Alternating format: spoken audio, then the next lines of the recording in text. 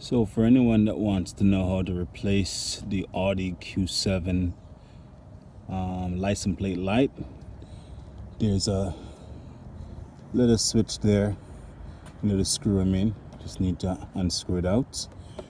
You can see I have this one already currently out. This is what it looks like there. And there it looks something like this, and here's the replacement old one that I removed. So just need a Phillips screwdriver, and pretty much that's it.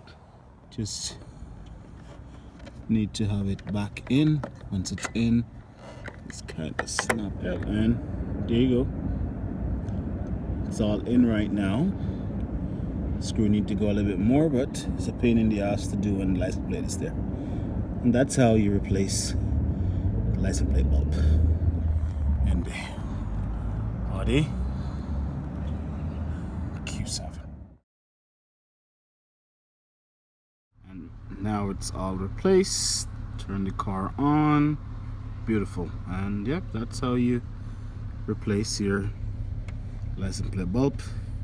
Pretty simple for the Audi Q7 Quattro.